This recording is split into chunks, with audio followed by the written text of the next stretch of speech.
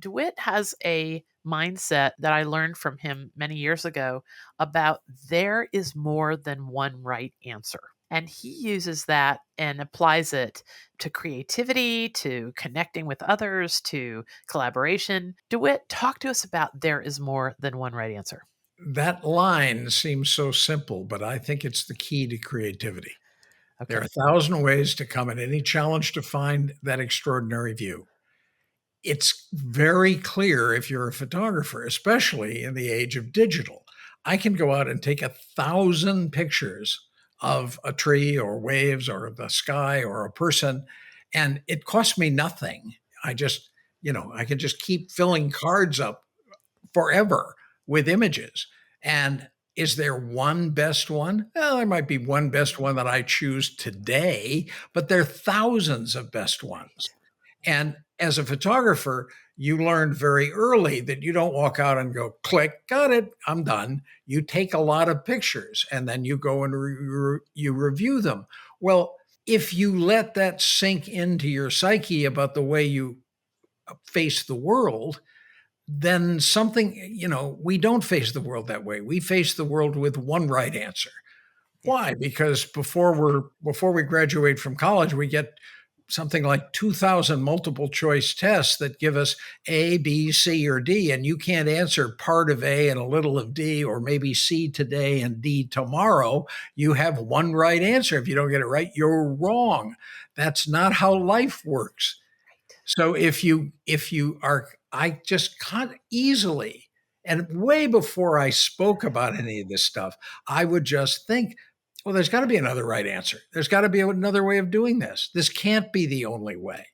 And so you're doing the same thing with your life that I'm doing with the camera. You're going, oh, let's look at it this way. Oh, no, wait a minute. Whoa, God, what if we got up on top of it and looked at it? What if we turned it around and looked at it a totally different way?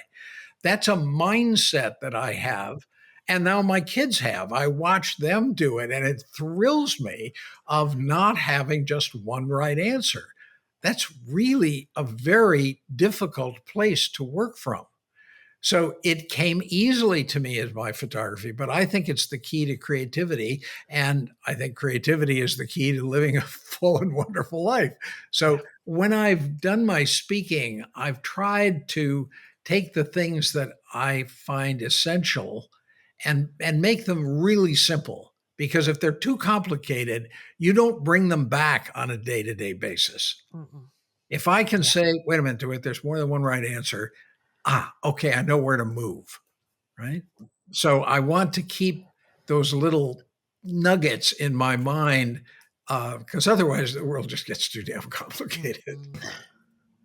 Okay, so when I think of this more than one right answer piece of wisdom, which I use all the time, I particularly use it when I get in moments of friction with family and so forth, where you really want to dive in one direction. And then I just remind myself, more than one right answer here. And man, that can save you a lot of friction. But you even go further in some places where you're talking about photography and not looking at things like you're making mistakes, but in looking for the next right answer. Right. And yeah, so this picture that I think it's a waterfall. It's a beautiful image.